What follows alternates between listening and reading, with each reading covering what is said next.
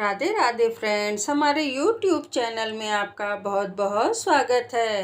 बंधुओं, प्रदोष व्रत अति मंगलकारी और शिव कृपा प्रदान करने वाला है। यह व्रत प्रत्येक महीने की कृष्ण व शुक्ल पक्ष की त्रयोदशी को रखा जाता है, इसलिए इसमें वार के हिसाब से पूजन सर्वसम्मत माना गया है।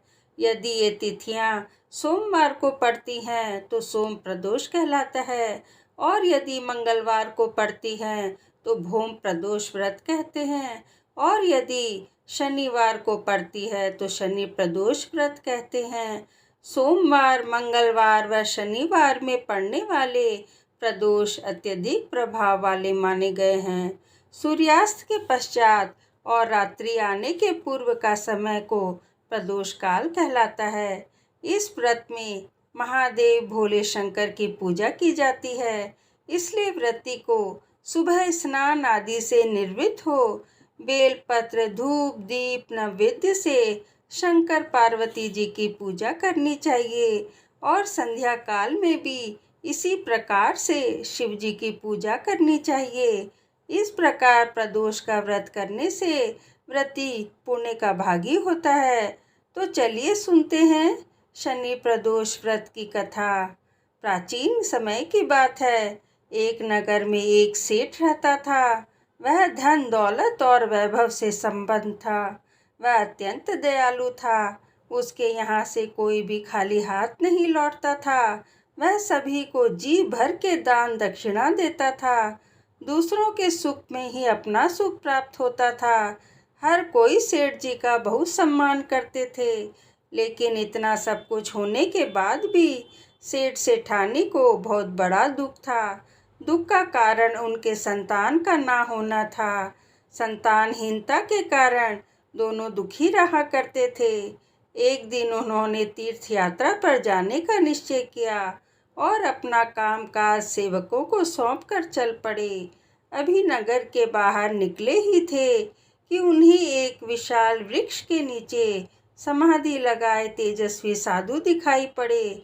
दोनों ने सोचा कि साधु महाराज से आशीर्वाद लेकर आगे की यात्रा शुरू की जाए, जिससे कि यात्रा में कोई बाधा उत्पन्न ना हो। इसके बाद पति पत्नी दोनों समाधि में लीन साधु के सामने हाथ जोड़कर बैठ गए और उनकी समाधि टूटने की प्रतीक्षा करने लगे। सुबह से शाम और फिर रात हो गई, लेकिन साधु की समाधि नहीं टूटी, मगर धैर्यपूर्वक पति पत्नी हाथ जोड़े बैठे रहे। अंततः प्रातःकाल साधु महाराज की समाधि से उठे और उन्होंने सेठ पति पत्नी को देखा तो मंद मंद मुस्कुराए और आशीर्वाद स्वरूप हाथ उठाकर बोले, मैं तुम्हारे अंतर मन की कथा भांप गया हूँ वत्स। मैं तुम्हारे धैर्य व भक्ति भाव से अत्यंत प्रसन्न हूँ।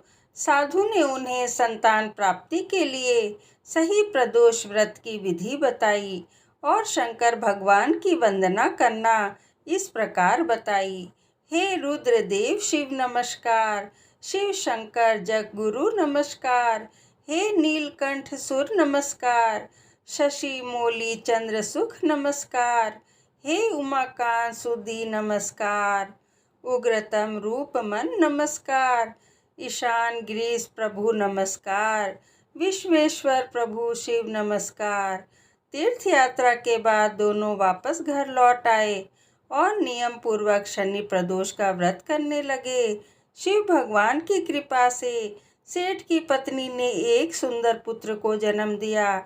शनि प्रदोष व्रत के प्रभाव से उनके यहाँ छाया हुआ अंधकार लुप्त हो गया और सेठ सेठानी और उनकी पत्नी अपने पुत्र के साथ आनंद पूर्वक रहने लगे। कथा समाप्त। कहानी सुनने वालों का भी भला, सुनाने वालों का भी भला। ओम नमः शिवाय।